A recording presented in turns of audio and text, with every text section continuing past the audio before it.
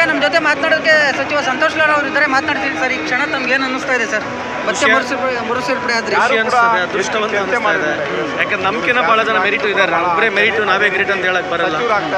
ಸಂದರ್ಭದಲ್ಲಿ ಇವತ್ತು ವಿಶೇಷವಾಗಿ ರಾಹುಲ್ ಗಾಂಧಿ ಅವರಿಗೆ, ಖರ್ಗೆ ಸಾಹೇಬರಿಗೆ, ಸುರ್ಜೇವಾಲಾ ಅವರಿಗೆ, ವೇಣುಗೋಪಾಲ್ ಅವರಿಗೆ, ವಿಶೇಷವಾಗಿ ಮಾಜಿ ಮುಖ್ಯಮಂತ್ರಿ ಆಗಿರ್ತಕ್ಕಂಥ ಸಿದ್ದರಾಮಯ್ಯ ಅವರಿಗೆ, ಡಿ ಕೆ ಶಿವಕುಮಾರ್ ಅವರಿಗೆ, ಹರಿಪ್ರಸಾದ್ ಅವರಿಗೆ, ಪರಮೇಶ್ವರ್ ಸಾಹೇಬರಿಗೆ ಎಲ್ಲರಿಗೂ ನಾನು ಕೃತಜ್ಞತೆ ಸಲ್ಲಿಸಕ್ಕೆ ಬಯಸ್ತೀನಿ.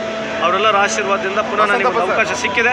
ಖಂಡಿತವಾಗಲೂ ಸರ್ಕಾರಕ್ಕೂ ಇಲಾಖೆ ಯಾವುದೇ ಇಲಾಖೆ ಸಿಕ್ಕೂ ಹೆಸರು ತರ್ತಕ್ಕಂಥ ಕೆಲಸ ಪ್ರಾಮಾಣಿಕವಾಗಿ ಮಾಡ್ತೀನಿ ಈ ಸಂದರ್ಭಕ್ಕೆ ಕೇಳಕ್ಕೆ ಬಯಸ್ತೀನಿ. ಸರ್, ಈಗ ನಿಮ್ಮ ಅಗ್ರೆಸಿವ್ನೆಸ್ಸು, ನಿಮ್ಮ ಪಕ್ಷ ನಿಷ್ಠೆ, ನಿಮ್ಮ ವಾಕ್ಚಾತುರ್ಯ ಈ ಬಾರಿ ಮತ್ತೆ ಕೈ ಹಿಡಿದಿದೆ ಸಂತೋಷ್ ಲಾಡ್ ಅವ್ರನ್ನ ಅಂತ ನಿಮ್ಮ ಫ್ರೆಂಡ್ಸು, ನಿಮ್ಮ ಕಾರ್ಯಕರ್ತರು ಮಾತಾಡ್ತಾರೆ ಸರ್. ಇರ್ಬೋದು, ಅದು ಎಲ್ಲ ಮಾನದಂಡಗಳಲ್ಲಿ ಆ ಮಾನದಂಡ ಒಂದು ಇರ್ಬೋದು ಅಂತ ನಾನು ಭಾವಿಸ್ತೇನೆ. ಸರ್, ಈ ಬಾರಿ ಏನಾದರೂ ಕಾರ್ಮಿಕ ಇಲಾಖೆ ಬದಲಾಗಿ ಏನಾದರೂ ಬೇರೆ ಖಾತೆ ಎಕ್ಸ್ಪೆಕ್ಟ್ ಮಾಡ್ತೀರಾ ಸರ್? ಕಾರ್ಮಿಕ ಇಲಾಖೆಯಲ್ಲಿ ನನಗೆ ಪ್ರೀತಿ ಇದೆ.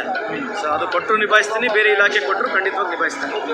ಯಾಕಂತ ಹೇಳಿದ್ರೆ ಸರ್, ಗಿಗ್ ವರ್ಕರ್ಸ್ ಒಂದು ಬಿಲ್ ತಂದಾಗ ಅದು ಸಾಕಷ್ಟು MNCಗಳೆಲ್ಲ ತೀವ್ರ ನಿಮ್ಗೆ ವಿರೋಧ ಮಾಡಿದ್ರು. ಈಗ ಕಾರ್ಮಿಕ ಇಲಾಖೆನೇ ಮತ್ತೆ ಪಡ್ಕೊಳ್ತಾ ಇದ್ರು. ಗೊತ್ತಿಲ್ಲ ಯಾವ ಇಲಾಖೆ ಕೊಡ್ತಾರೆ ನನಗೆ ಗೊತ್ತಿಲ್ಲ. ಯಾವುದೇ ಇಲಾಖೆ ಕೊಟ್ಟರೆ ಖಂಡಿತವಾಗಿ ಕೆಲಸ ಮಾಡಬೇಕು, ಅದು ಚಾಲೆಂಜಿಂಗ್ ಮಾಡಬೇಕು. ಸರ್, 2028ರ ಚುನಾವಣೆ ಈ ಒಂದು ಸಂಪುಟ ಯಾವ ರೀತಿಯಾಗಿ ಇದಾಗುತ್ತೆ? ಲಾಂಗ್ ವೇಟಿಗೂ ಭಾಳ ದೂರನೂ ಇಲ್ಲ, ಭಾಳ ಹತ್ರನೂ ಇಲ್ಲ. ಬಟ್ ಡೆಫಿನೆಟ್ಲಿ ಇನ್ನು 2 ವರ್ಷ ಕಾಲಾವಕಾಶ ಇದೆ. ಸಚಿವ ಸಂಪುಟ ಆದ ತಕ್ಷಣವೇ ಚುನಾವಣೆ ಬಗ್ಗೆ ಮಾತಾಡಕ್ಕೆ ಬರೋದಿಲ್ಲ. ಖಂಡಿತವಾಗಲೂ ಮುಂದೆ ಪಕ್ಷ ಅಧಿಕಾರಕ್ಕೆ ಬರಬೇಕಾಗಿದ್ದರೆ ಸರ್ಕಾರ ಆಡಳಿತ, ಎಲ್ಲ ಸಚಿವರುಗಳು, ಪಕ್ಷದ ಎಲ್ಲ ಕಾರ್ಯಕರ್ತರುಗಳು, ಮುಖಂಡರುಗಳು ಒಟ್ಟಾರೆ ಕೆಲಸ ಮಾಡಬೇಕು. 2028 ಜೊತೆಗೆ 2029 ಕೂಡ ಇದೆ. ನಮಗೆ ಎರಡೂ ಚುನಾವಣೆಯನ್ನು ಯೋಚನೆ ಮಾಡಿ ನಾವು ಸರ್ಕಾರ ಕೆಲಸ ಮಾಡ್ತಕ್ಕಂಥದ್ದು ಭಾಳ ಸೂಕ್ತ ಅಂತ ಈ ಸಂದರ್ಭ ಕೇಳಕ್ಕೆ ಬಯಸ್ತೀನಿ. Thank you. ಇದು ಸಂತೋಷ್ ಲಾಡ್ರ ಕೂಡ ಸ್ಪಷ್ಟ ನುಡಿಗಳು. PNS Vistara news, Bengaluru.